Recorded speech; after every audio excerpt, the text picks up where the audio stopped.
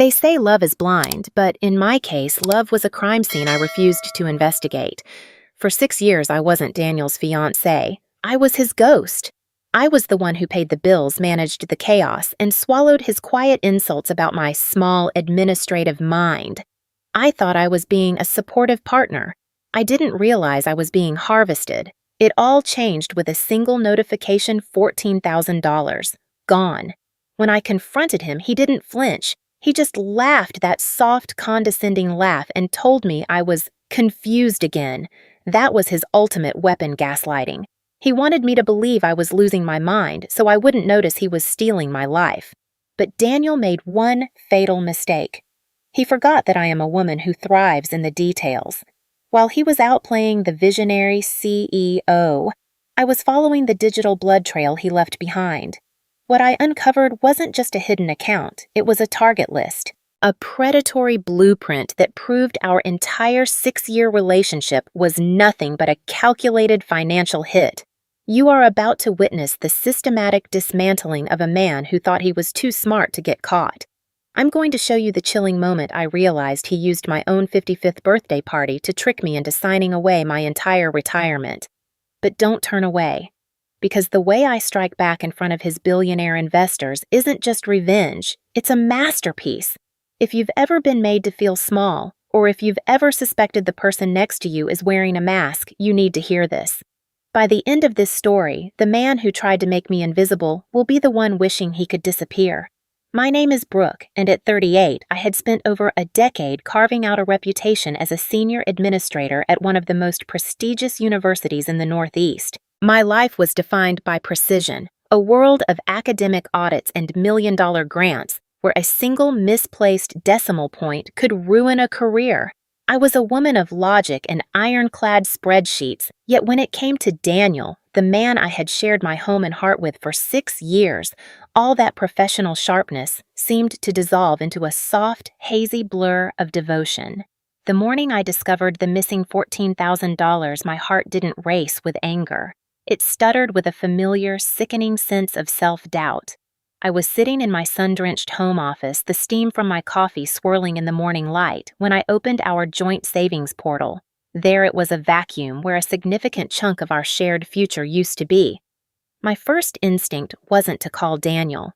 Instead, I pulled up my own personal ledger, then the bank statements from the last 3 months, and finally the manual tracking sheets I kept in a leather-bound folder.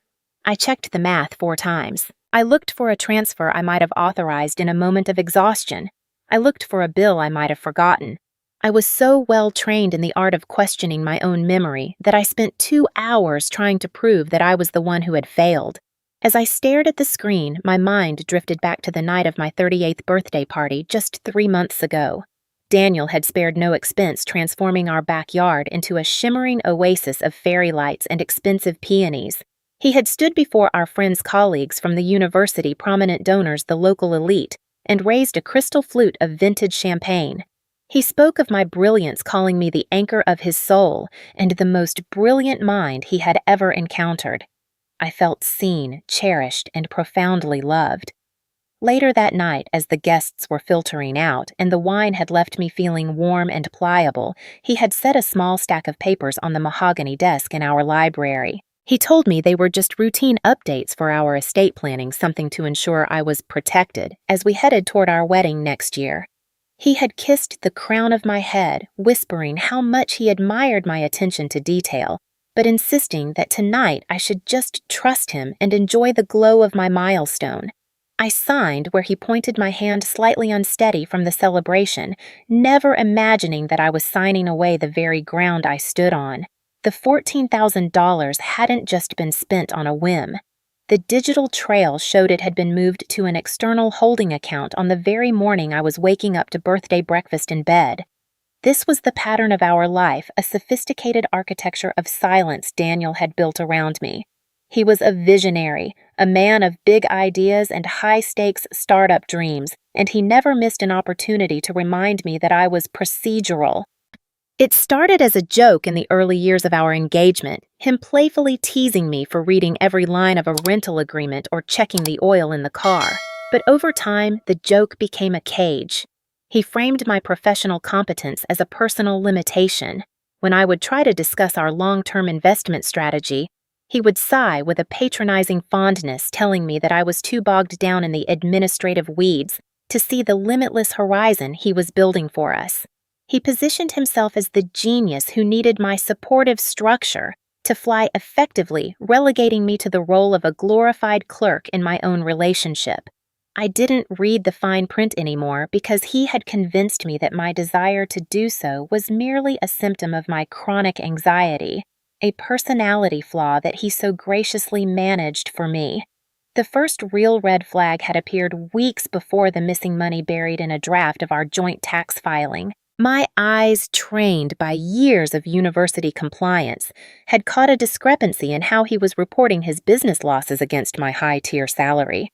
It looked aggressive, borderline illegal. When I brought the laptop into the living room to show him, Daniel didn't raise his voice. He didn't get defensive. Instead, he sat down beside me, took my hand in his, and laughed that soft, melodic laugh that used to make me feel safe. He tucked a loose strand of hair behind my ear and asked if I was feeling overwhelmed at the university again.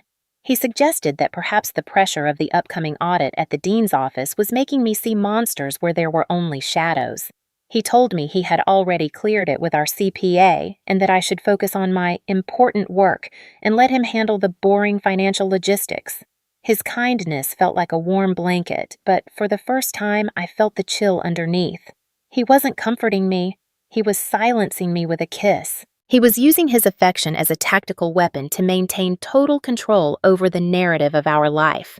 As I sat in my office now looking at the $14,000 void in our account, the warmth was gone. I wasn't afraid of losing the money. I was beginning to fear that the man sleeping beside me was a stranger I had invited in.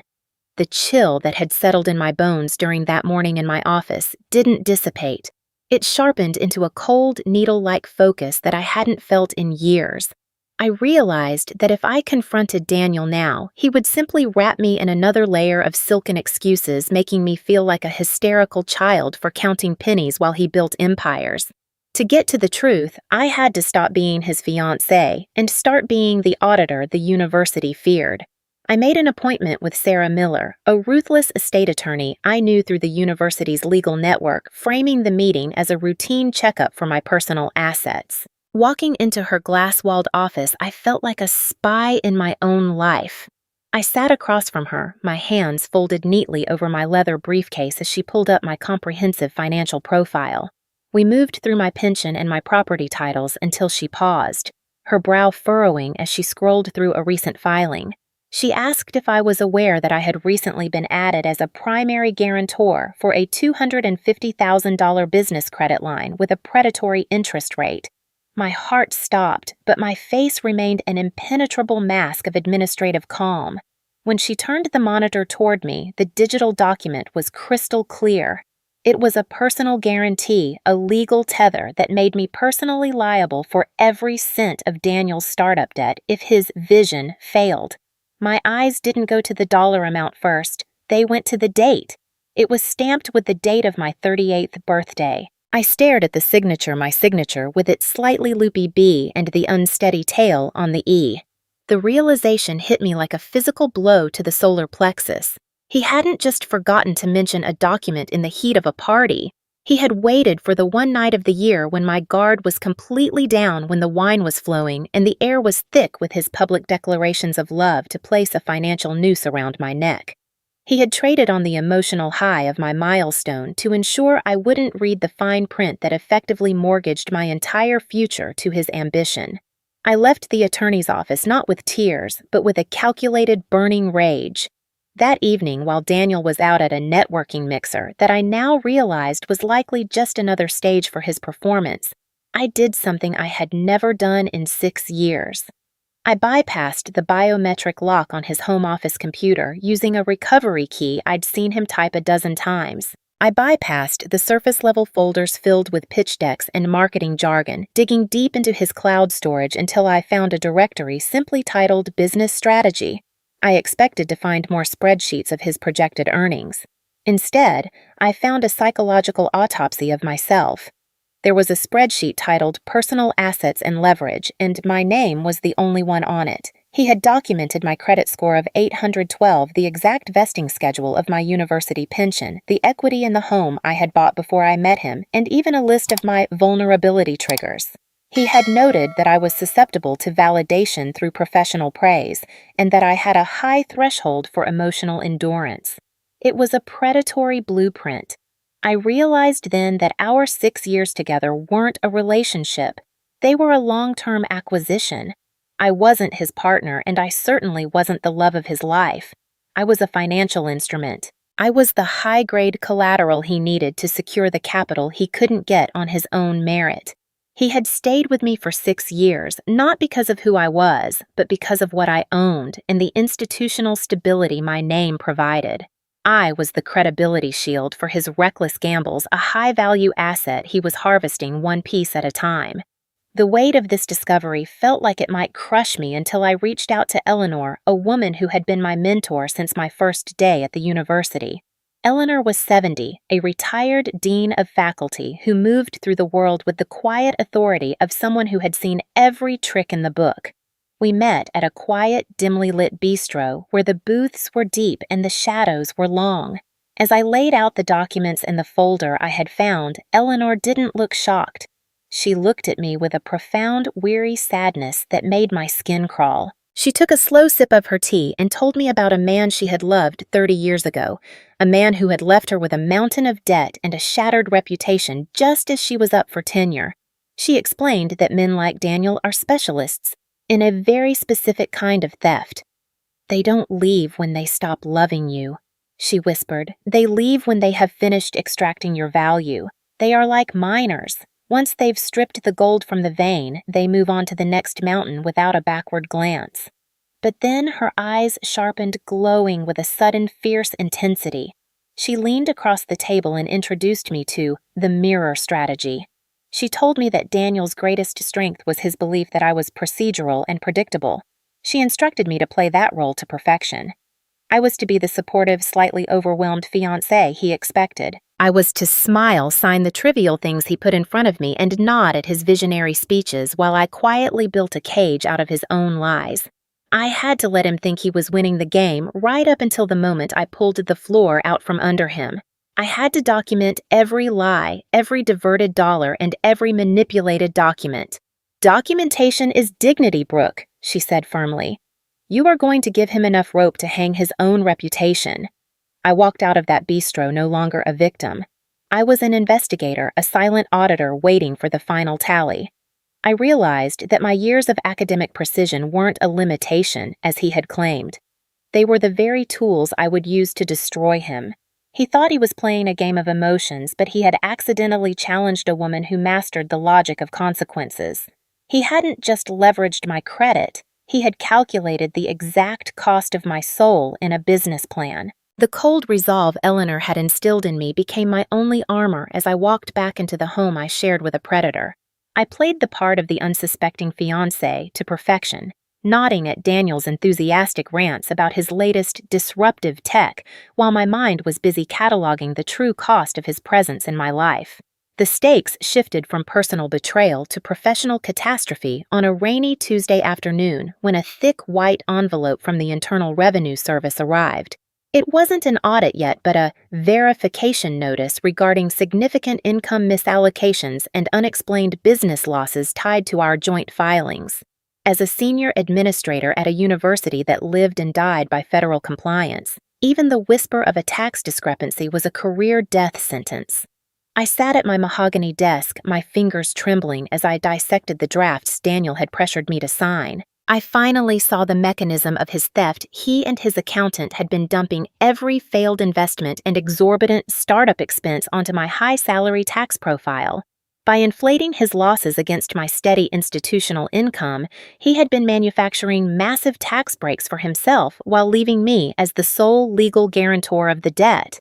If the IRS moved from a notice to a full investigation, they wouldn't go after Daniel's hollow shell of a company. They would come for my bank accounts, my property equity, and the university pension I had spent 15 years carefully building. He had positioned me as the primary target for his financial failures, ensuring that if his house of cards collapsed, I would be the one buried under the rubble while he walked away clean. I knew I couldn't confront Daniel directly, not yet. I had to go to the source of the paperwork. The following day, I drove to the offices of Marcus Thorne, the CPA Daniel had insisted we use for the last 4 years. I had always found Marcus a bit too jovial, a bit too eager to dismiss my questions with a wink and a joke about boring math. I now knew why. Marcus wasn't just our accountant, he was Daniel's old college roommate. I entered his office under the guise of a routine check for an upcoming mortgage, refinancing my phone's voice recorder already active in the breast pocket of my blazer. I sat across from him, projecting the confused and overwhelmed persona Daniel had spent years cultivating in me. I apologized for being so procedural and asked why the losses were allocated so heavily to my side of the filing. Marcus leaned back, his smile condescending, and relaxed clearly, believing I was as vapid as Daniel had reported. He chuckled and told me not to worry my pretty head about the technicalities, admitting that Daniel had specifically instructed him to handle the filings this way because I didn't care about the details and found the paperwork too stressful to manage. It was the admission I needed. He had effectively admitted to a conspiracy to mislead a joint filer. That recording was my golden ticket to innocent spouse relief, the legal mechanism that would prove I was a victim of financial coercion rather than a willing participant in tax evasion. I walked out of that office with the evidence to save my career, but the true horror was waiting for me back at home. While Daniel was at the gym, I returned to his business strategy cloud directory, my stomach churning with anticipation of what else might be hidden in the digital shadows. That was when I found a folder titled Contingency.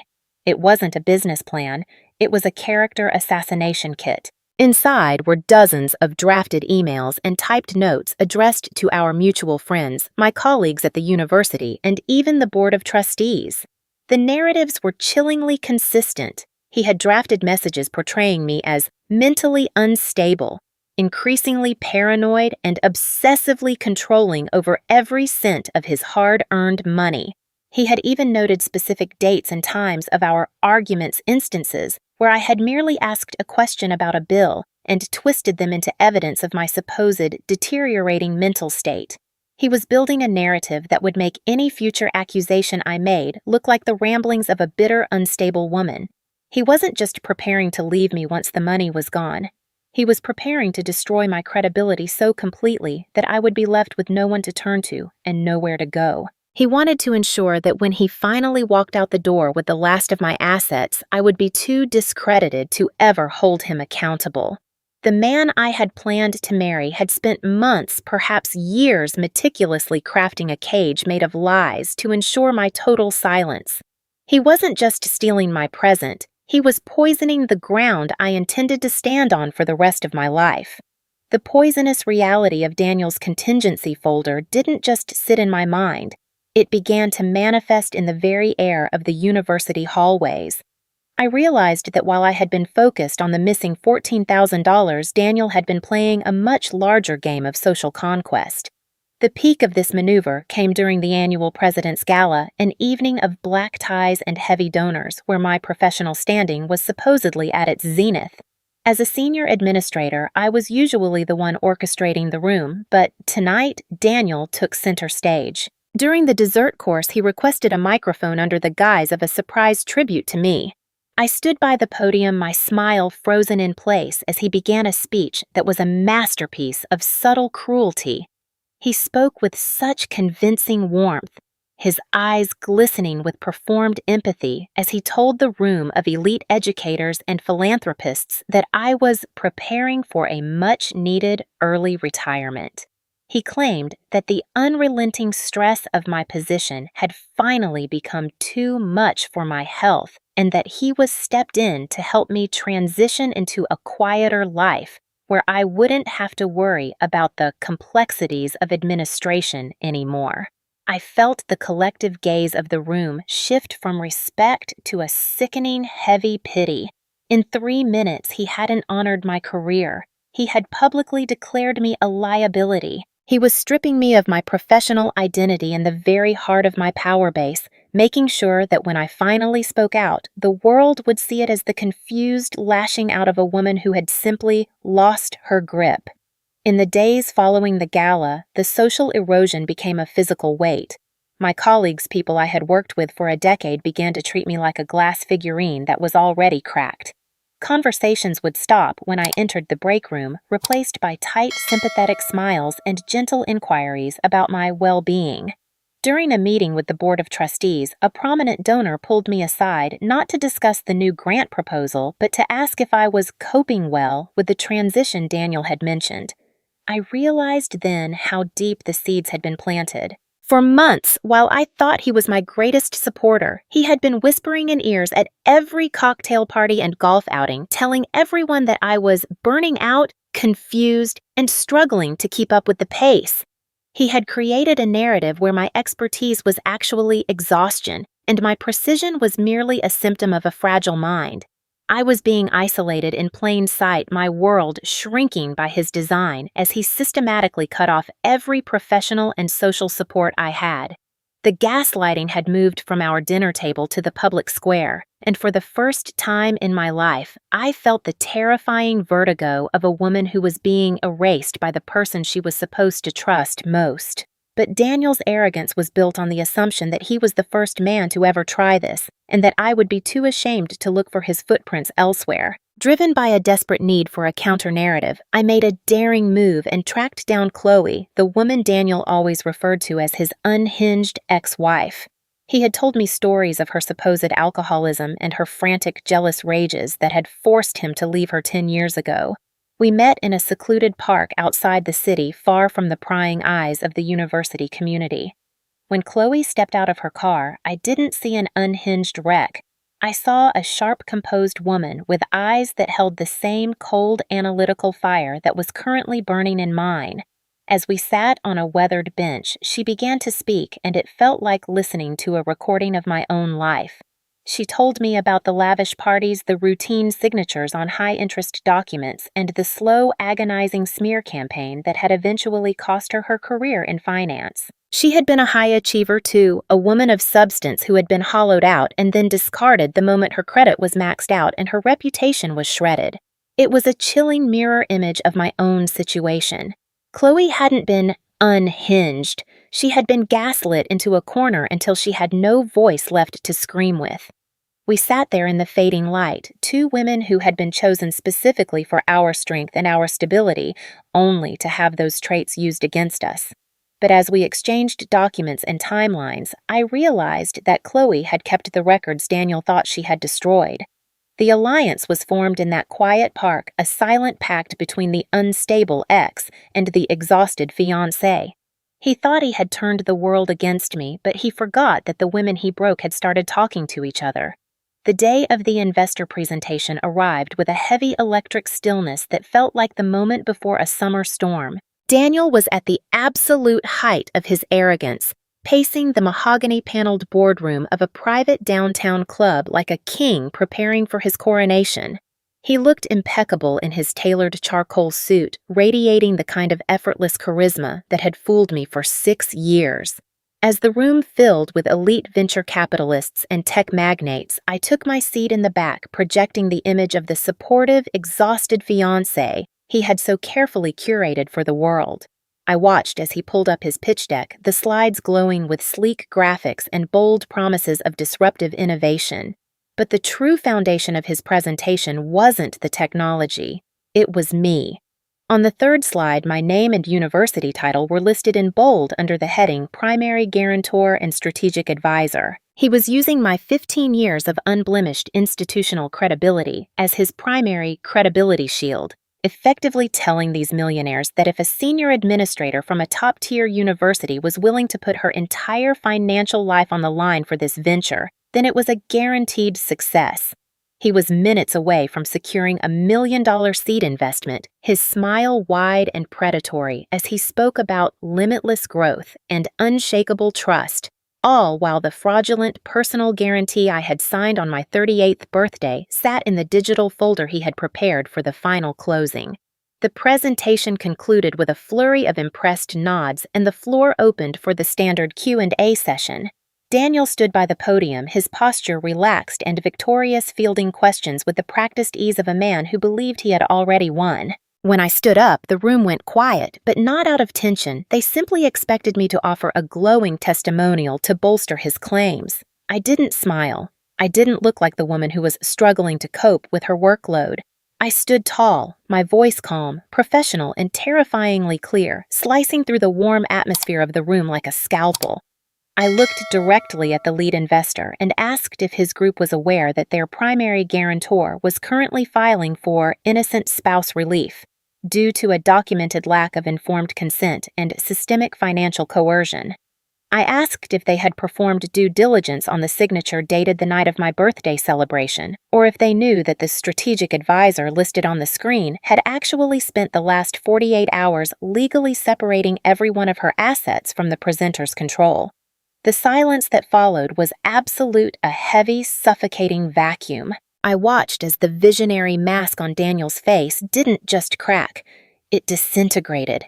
His jaw tightened, and for a fleeting second, the charismatic facade slipped to reveal a flicker of pure, unadulterated panic. But I wasn't finished. I reached into my briefcase and pulled out a stack of notarized legal depositions. I informed the room that I wasn't the only woman Daniel had used as a financial stepping stone. I introduced the evidence provided by Chloe, his unhinged ex-wife, whose story of identical fraud and character assassination was now part of a formal legal complaint I had filed that morning. I watched the investors' faces shift from confusion to cold professional disgust as they realized they weren't looking at an entrepreneur. They were looking at a serial predator who used marriage proposals as business acquisitions. I revealed that I had already notified the IRS of the double agent CPA's fraudulent filings and that a stop payment order had been placed on the joint account Daniel intended to use for the initial transfer. The $1 million deal didn't just stall, it evaporated in real time. The lead investor closed his laptop with a sharp final click, and the room began to clear as if a fire alarm had gone off. Daniel stood frozen behind the podium, the sleek slides of his empire still glowing behind him, but he was no longer the master of the room. He was a man standing in the wreckage of a life he had built out of other people's labor and love. For the first time in 6 years, I didn't see a visionary in his eyes. I saw a small, terrified boy whose house of cards was finally on fire. The silence in the boardroom after the investors fled was heavy, a suffocating weight that Daniel finally broke with a sound that wasn't a sob, but a sharp, jagged laugh of pure disbelief. He didn't rush to me to beg for forgiveness, and he didn't try to explain away the mountain of evidence I had just used to bury his career. Instead, he stood behind the podium and pointed a trembling finger at me, his face contorted into a mask of righteous fury. He spat out that I had ruined his life, that I had destroyed a billion-dollar vision out of some petty administrative spite. He yelled that he had given me the best years of his life, providing me with a social status I could never have achieved as a mere university clerk. In that moment, listening to him rant about his lost empire, the last lingering thread of my grief finally snapped. I looked at him and realized that I hadn't lost a partner and I hadn't lost a future. I couldn't lose something that had never truly existed. He didn't regret the theft, the forged signatures, or the systematic gaslighting that had nearly erased my sanity. He only regretted that the procedural woman he thought he controlled had finally changed the rules of the game. He was mourning his lost capital, not his lost fiancé. I didn't argue. I didn't cry. I simply walked up to him and handed him a final heavy envelope containing a total legal severance and a formal demand for the $14,000. I told him, my voice as steady as an audit report, that I had already tracked the funds through 3 shell accounts to a private trust standing in his mother's name. I gave him 24 hours to vacate my home, reminding him that the locks would be changed by noon and that my attorney was already briefing the district attorney on the double agent CPA's activities. I walked out of that club feeling lighter than I had in 6 years, the burden of his debt and his lies finally lifted from my shoulders. 2 days later, the house was quiet, filled only with the echoes of a life being dismantled. As I was packing the last of Daniel's things into boxes for his brother to collect, I found a small, battered leather notebook wedged behind the bookshelf in his home office, the one place I had never felt welcome. I opened it expecting to find more tech jargon or meeting notes. Instead, I found a chillingly organized ledger dated from the year we met. It wasn't a diary, it was a target list. There were 4 other names besides mine, women from different cities, each followed by a meticulous breakdown of their credit scores, liquid assets, and professional vulnerabilities. My name was at the very top of the list, circled in red ink. Next to it in Daniel's neat slanted handwriting were the notes that confirmed my worst fears. Senior admin, high institutional stability, credit 800 plus. No children, no competing financial priorities. High pride, unlikely to report fraud to avoid professional embarrassment. Perfect. I sat on the floor of the empty office, the notebook trembling in my hands as the final piece of the puzzle locked into place. I wasn't a woman he had fallen out of love with. I was a project he had researched. I had been selected for my strength, not in spite of it. He had targeted my very best qualities, my loyalty, my stability, and my professional dignity, and tried to turn them into the bars of my cage. Finding that notebook was the final confirmation I needed. My decision to expose him wasn't just about my own survival, it was a public service. I was the one who finally made him too expensive to ignore. 1 year has passed since that afternoon in the park with Chloe, and the world looks entirely different from this side of the storm. I am standing on the stage of the university's Great Hall, the very place where Daniel had once tried to announce my early retirement to a room full of pitying faces. But today, the atmosphere is electric, with a different kind of energy. I am not retiring. I have been promoted to the Executive Vice President of Operations, a role that gives me the power to oversee the very compliance standards Daniel tried to subvert. More importantly, today marks the first annual gala for the Resilience Foundation, a scholarship and legal fund I founded using the settlement money I clawed back from Daniel's mother's trust. We provide financial advocacy and legal protection for professional women who have been victims of the same kind of intimate fraud that nearly cost me everything.